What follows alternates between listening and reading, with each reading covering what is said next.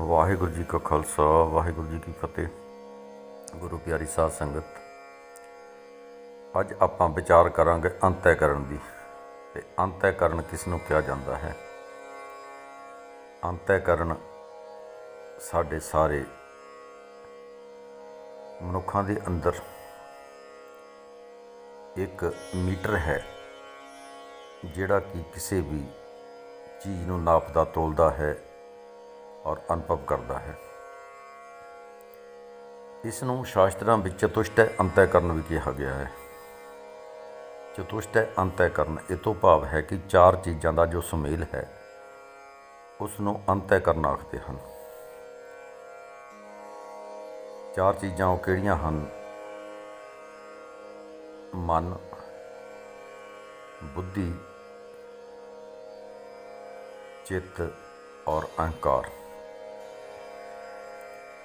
मन, बुद्धि, चित्त और अहंकार, ये चार चीज़ां जो हैं इन्हां दा नाम चतुष्टय अंतःकरण है। मन किस नूं आखदे हन? मन विच फुरने की शक्ति है। ये हर वेले फुरदा ही रहिंदा है। संकल्प करना इसका धर्म है। मन दे विच जो संकल्प विकल्प हुंदे हन उसका नाम मन है। मन कोई देखण वाली वस्तु नहीं। मन एक सिर्फ अनुभव करने की शक्ति है। मन संकल्प करता है। दूसरा है बुद्धि।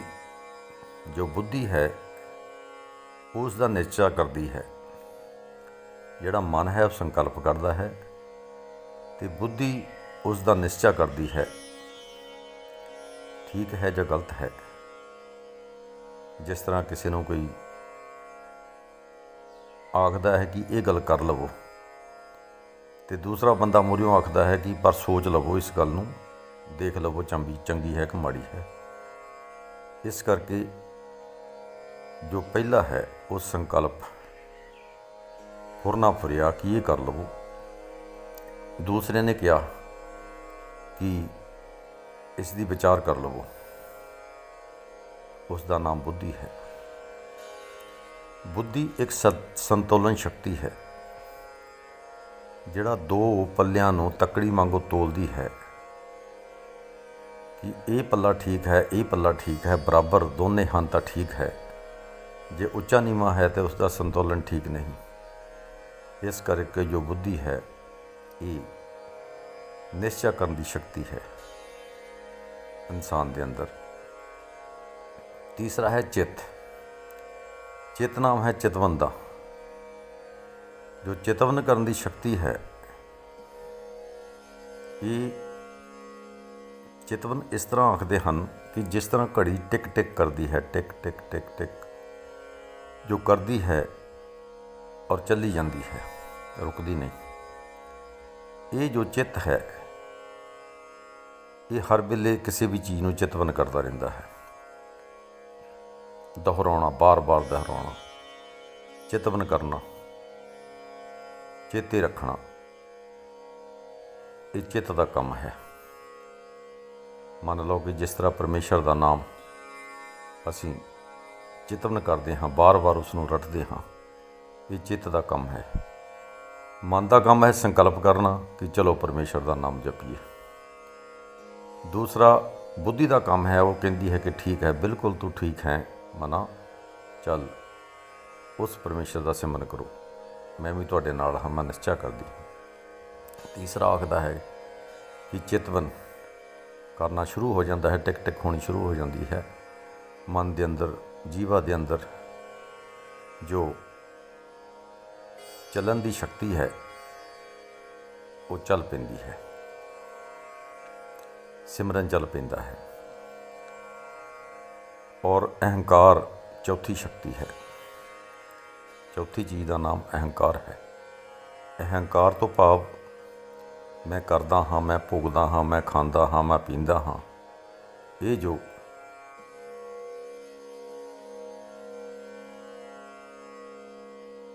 जो शक्ति है इसनों अहंकार आखदे हन। मोहर लगती है कि मैं कर रहा हाँ,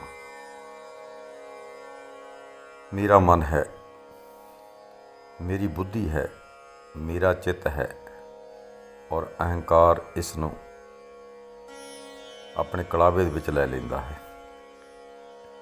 ਜਦੋਂ ਅਹੰਕਾਰ ਦੀ ਭਾਵਨਾ ਸ਼ੁੱਧ ਹੋ ਜਾਵੇ ਤੇ ਇਹ ਬੰਧਨ ਮੁਕਤ ਕਰ ਦਿੰਦੀ ਹੈ।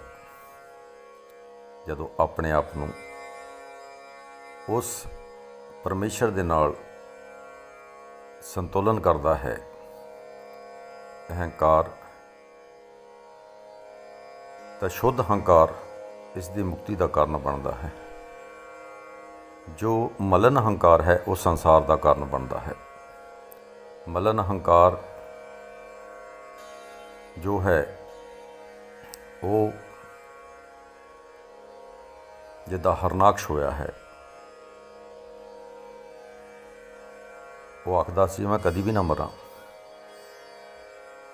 ਤੇ ਆਖਰ ਦੇ ਵਿੱਚ ਜਦੋਂ ਭਗਵਾਨ ਨੇ ਉਸ ਨੂੰ ਮਾਰਿਆ, ਉਸਨੇ ਬ੍ਰਹਮਾ ਦੇ ਕੋਲੋਂ ਵਰ ਲਏ ਹੋਏ ਸਨ ਕਿ ਨਾ ਮੈਂ ਅੰਦਰ ਮਰਾਂ, ਨਾ ਮੈਂ ਬਾਹਰ ਮਰਾਂ, ਨਾ ਮੈਂ ਆਕਾਸ਼ 'ਚ ਮਰਾਂ, ਨਾ ਮੈਂ ਧਰਤੀ 'ਤੇ ਮਰਾਂ, ਨਾ ਕਿਸੇ ਹਥਿਆਰ ਕੋਲੋਂ ਮਰਾਂ, ਨਾ ਮੈਂ ਦਿਨ ਮਰਾਂ, ਨਾ ਰਾਤ ਮਰਾਂ, ਨਾ ਕੋਈ ਮੈਨੂੰ ਦੇਵਤਾ ਮਾਰੇ, ਨਾ ਕੋਈ ਮੈਨੂੰ ਮਨੁੱਖ ਮਾਰੇ, ਮੈਂ ਸਦਾ ਲਈ ਅਮਰ ਹੋ ਜਾਵਾਂ। ਇਹ ਹਰਨਾਕਸ਼ ਨੇ ਵਰ ਲਏ ਹੋਏ ਸਨ। ਜਦੋਂ ਵਰ ਪੂਰੇ ਹੋ ਗਏ,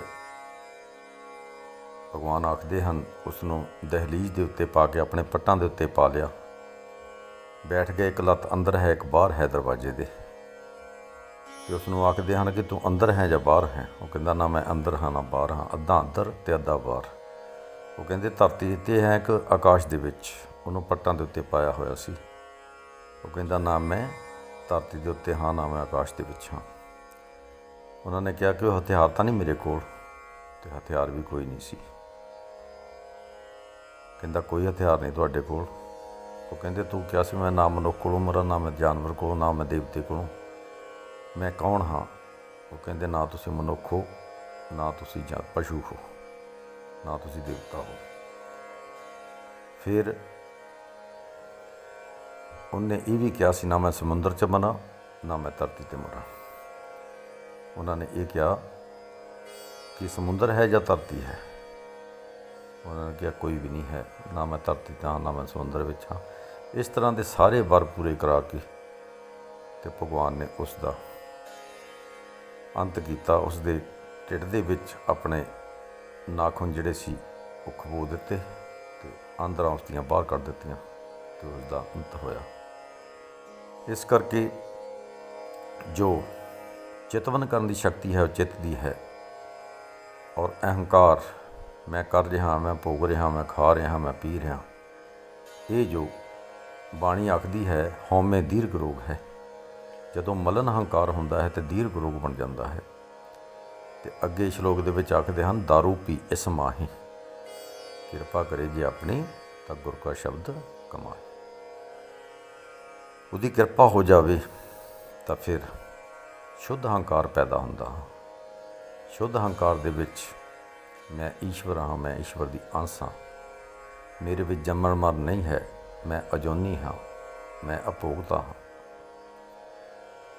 ਇਸ ਕਰਕੇ ਇਸ ਤਰ੍ਹਾਂ ਦੇ ਜੋ ਸੰਕਲਪ ਪੈਦਾ ਹੁੰਦੇ ਹਨ ਉਹ ਮਨ ਕਰਦਾ ਹੈ, ਔਰ ਬੁੱਧੀ ਉਸ ਨੂੰ ਸੰਤੁਲਨ ਵਿੱਚ ਲਿਆਉਂਦੀ ਹੈ। ਅਤੇ ਤੀਸਰਾ ਜੋ ਚਿੱਤ ਹੈ ਉਹ ਟਿਕ ਟਿਕ ਕਰਕੇ ਚਿਤਵਨ ਕਰਦਾ ਹੈ। ਅਤੇ ਚੌਥਾ ਅਹੰਕਾਰ ਜਿਹੜਾ ਹੈ ਉਹ ਸਾਰੀ ਦੁਨੀਆ ਨੂੰ ਸਮੇਟਿਆ ਹੋਇਆ ਹੈ। ਮਲਨ ਅਹੰਕਾਰ ਬਹੁਤ ਹੈ, ਸ਼ੁੱਧ ਅਹੰਕਾਰ ਬਹੁਤ ਘੱਟ ਹੈ।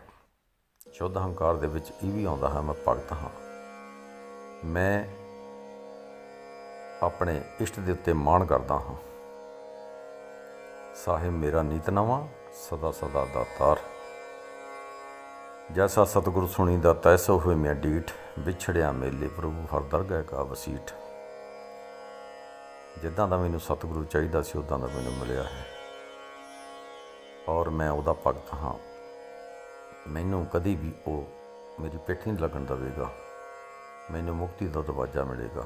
ਮਨ ਬਰਾਗ ਭਇਆ ਦਰਸ਼ਨ ਦੇਖਣੇ ਕਾ ਚਾਓ, ਧਨ ਸੋ ਤੇਰਾ ਥਾਓ। ਸੋ ਪਿਆਰੀ ਸਾਧ ਸੰਗਤ, ਇਸ ਤਰ੍ਹਾਂ ਦਾ ਜੇ ਸ਼ੁੱਧ ਅਹੰਕਾਰ ਪੈਦਾ ਹੋ ਜਾਵੇ ਤਾਂ ਇਹੀ ਮੁਕਤੀ ਦਾ ਕਾਰਨ ਬਣਦਾ ਹੈ। ਆਪਣੇ ਇਸ਼ਟ ਦੇ ਉੱਤੇ, ਆਪਣੇ ਮਾਲਕ ਦੇ ਉੱਤੇ ਪੁਰਸ਼ ਨੂੰ ਮਾਣ ਹੋ ਜਾਂਦਾ ਹੈ। ਅਤੇ ਉਹੀ ਮਾਣ ਜੋ ਹੈ ਸਤਿਗੁਰੂ ਨਿਭਾਉਂਦਾ ਹੈ, ਇਸ਼ਟ ਨਿਭਾਉਂਦਾ ਹੈ, ਉਸ ਦੀ ਬਾਂਹ ਫੜ ਕੇ ਇਸ ਸੰਸਾਰ ਸਮੁੰਦਰ ਤੋਂ ਉਸ ਨੂੰ ਪਾਰ ਕਰ ਦਿੰਦਾ ਹੈ ਅਤੇ ਆਪਣੇ ਵਿੱਚ ਮੇਲ ਲੈਂਦਾ ਹੈ। ਸੋ ਪਿਆਰੀ ਸਾਧ ਸੰਗਤ, ਇਸ ਤਰ੍ਹਾਂ ਦਾ ਜੋ ਚਤੁਸ਼ਟ ਅੰਤੈ ਕਰਨਾ ਹੈ, ਜਿਹਦੇ ਵਿੱਚ ਸ਼ੁੱਧਤਾ ਆ ਜਾਵੇ, ਉਹੀ ਪੁਰਸ਼ ਮੁਕਤੀ ਦਾ ਕਾਰਨ ਨੂੰ ਪ੍ਰਾਪਤ ਕਰ ਲੈਂਦਾ ਹੈ। ਸ਼ੁੱਧਤਾ ਹੀ, ਮਨ ਦੇ ਵਿੱਚ ਸ਼ੁੱਧਤਾ, ਬੁੱਧੀ ਦੇ ਵਿੱਚ ਸ਼ੁੱਧਤਾ, ਚਿੱਤ ਦੇ ਵਿੱਚ ਸ਼ੁੱਧਤਾ ਔਰ ਅਹੰਕਾਰ ਦੇ ਵਿੱਚ ਸ਼ੁੱਧਤਾ। ਜਦੋਂ ਇਹ ਸਭ ਕੁਝ ਸ਼ੁੱਧ ਹੋ ਜਾਵੇ ਤਾਂ ਫਿਰ ਜੀਵ ਆਤਮਾ ਵੀ ਸ਼ੁੱਧ ਹੋ ਜਾਂਦਾ ਹੈ ਅਤੇ ਉਸ ਪਰਮਾਤਮਾ ਦੇ ਵਿੱਚ ਲੀਨ ਹੋ ਜਾਂਦਾ ਹੈ।